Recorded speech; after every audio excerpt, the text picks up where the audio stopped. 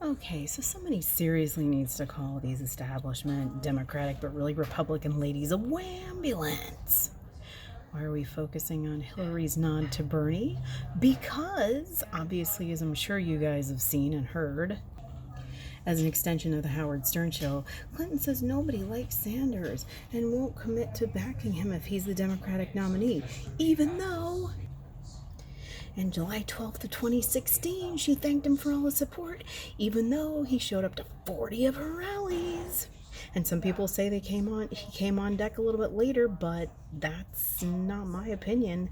And he certainly supported her more than she is currently supporting him, throwing him under the bus before the election. So the origination of this outrage started on Facebook this morning, or actually last night. No, actually really early this morning. A former White House photographer that I'm friends with on Facebook, she put out a status update saying, hey, who's your favorite candidate, and explain who they are. So this is what I wrote. I just like Bernie so much for his grassroots appeal, to speak nothing of his actions nearly always lining up with his words. The best thing about him is that I get the feeling he really wants to get this country back to the one that is of the people, for the people, and by the people, rather than that of big business for the stockholder and by the corporations. He really considers himself a public servant rather than a ruler and a leader. And after all Trump's shenanigans, it wouldn't hurt us to veer as far left as possible, particularly when it comes to the environment and the health of the people on this planet. So I then wake up in the much, much earlier morning. No, it's actually later morning. And another guy, it was only myself and this other guy who responded, posts this. And he basically says, regarding people who know Bernie Sanders, he's claiming he knows him, and also according to Hillary, he's a do-nothing senator and nobody likes him. And it's kind of funny because I'm thinking, if nobody in Washington really likes him now that he's going up and up and up in the polls, that's probably a good thing. And isn't this what we've been saying about Bernie Sanders this whole damn time? So there's this whole article. I mean, it speaks for itself. I'm sure you guys have read it or have seen videos about it, so I'm not going to go through the whole thing. But it speaks for itself, and I will leave the link down below.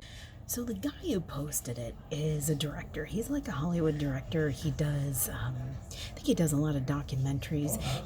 One of the documentaries he did was about child sex trafficking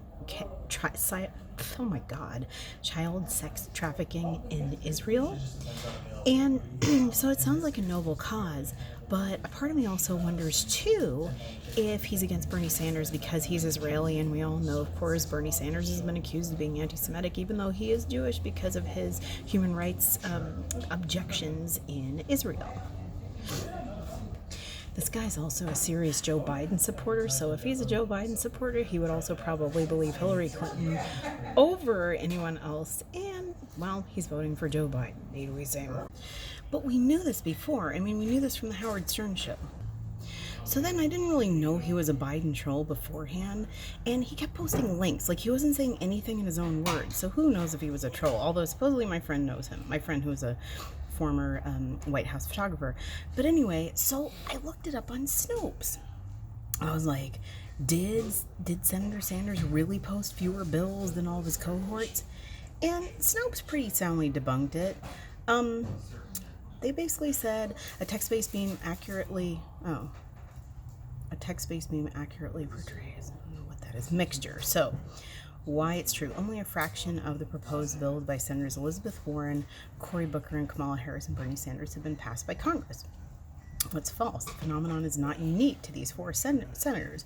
Only a very, very small fraction of all proposed legislation ends up being passed, and the statistics included in the meme are outdated. So it goes on to talk about origin. Okay, so the above was referring to a text meme. A text meme supposedly showcasing legislative records of various 2020 Democratic presidential candidates Elizabeth Warren, Cory Booker, Kamala Harris, Bernie Sanders circulated on social media in March 2019, along with comments about how these lawmakers were ineffective at their jobs for their failure to pass more than a scant handful of bills. And then it just goes on to say that, of course, it's a statistical thing, and a lot of these bills don't get passed, but that he did pass things. But the thing we've got to remember is that Bernie himself admits that he doesn't put his name on a lot of bills. So would those even count? I don't think so. And this is from an interview with former Labor Secretary Robert Reich, who has a really great YouTube channel, by the way. And Rebecca Lynn says, what do you say in response to Barney Frank saying that Bernie Sanders was ineffective in Congress? Robert Reich, well, actually, I was there. I mean, I was Secretary of Labor through some of those years. I saw how effective Bernie actually was. He was tenacious. He kept getting changes, amendments, and very large pieces of legislation. His name was often not on those pieces of legislation. He did not have and does not have a huge ego, so he didn't hold out for his name to be highly placed on pieces of legislation. And this is again having to do with likability in establishment, like regarding establishment politicians and legislators. But he did hold out for amendments and for changes that almost in every case, virtually in every case, helped working people and helped the poor, which again is fairly unpopular in a very billionaire-backed heavy government. And I saw it again and again. He was an effective legislator. In fact, one of the most effective legislators, because the more you work behind the scenes and don't try and push yourself out there and don't try to get the limelight, the more effective you can be, which ironically invites the complaint from some people that he was ineffective because he was not in the limelight. He was behind the scenes, enormously effective. So then I got tough with this guy. Yeah, getting tough for me. And I said, hey, I've noticed you've been posting a lot of links, but I want to hear, and a part of me was like wanting to make sure he wasn't a bot, although I'm sure he's not because he's a legit director. I wanted to hear in his own words who he wanted to vote for and why, just the way that I had outlined it in my brilliant oration. In my brilliant written oration, smiley faces, hearts, and all, like a teenage girl. Bow, chicka, chicka, bow, bow. And the only thing the dude could answer was, well, he only passed 2 library naming legislative pieces. Or no, not library, sorry. United Postal Service legislating. Like, United Postal Service naming, sorry, bills. And I'm just like, that's it? And then, of course, he posted links about that. So, this guy couldn't even explain himself. I mean, he's just a Joe Biden nerd, that's all I can say.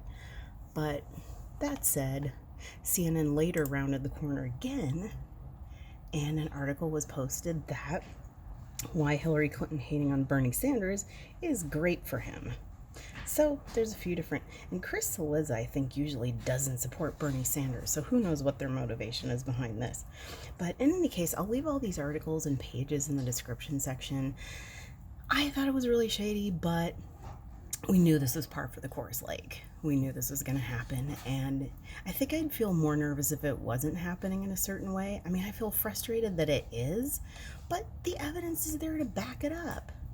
From everything to everything, including old tweets from Hillary Clinton and old sentiments from Robert Reich. So anyway, again, nothing we have to feel bad about this presidential candidate in this election so far. All right, peace out.